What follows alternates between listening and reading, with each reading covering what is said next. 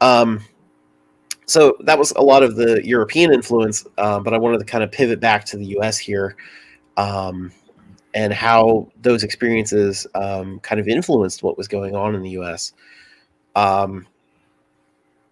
There was kind of a big boom of socialist and communist parties in the U.S. Around that same time period that were kind of motivated by what was going on in Europe, as well as, of course, local conditions, as we talked about earlier with the Gilded Age and how workers were being, very, very systematically oppressed and exploited by, the new growing industries. I live near Pittsburgh, and, the steel industry and things that existed around here, were a big part of that. One of the most successful, of course, was the Socialist Party, which at its height was actually had thousands of people elected to, especially like local mayorships and city councils, but even to state offices and even a few in Congress.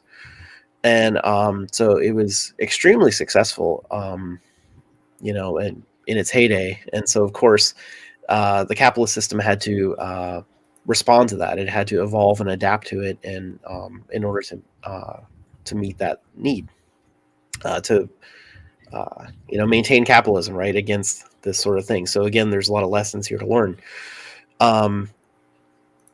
Eugene Debs was the presidential candidate and leader of the party for a very long time, and Howie Hawkins, our Green presidential nominee in 2020, wrote a short book called "The Case for an Independent Left Party," which you can read for free online from greensocialist.net. Right, I get the website right.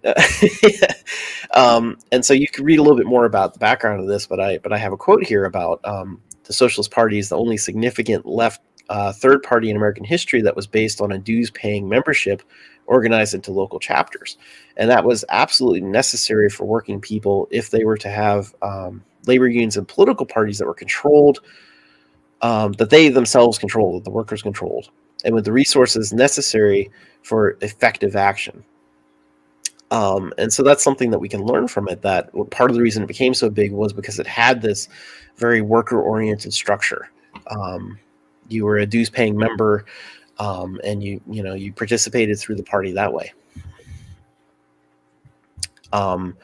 That's actually a big critique of what's going on today, where the Republican and Democratic parties, they don't have members. They're memberless, associations that are really just meant to represent the big donors. If you become a member of the Democratic or Republican Party, it doesn't actually mean anything. They don't really listen to you unless you're a top donor.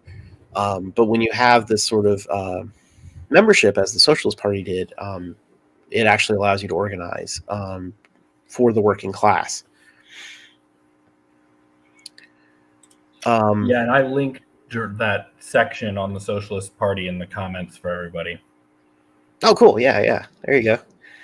So, there's a lot to learn from the Socialist Party organizing during that period where it was really at its height, where thousands of people were elected. And that's, something we should aspire to again.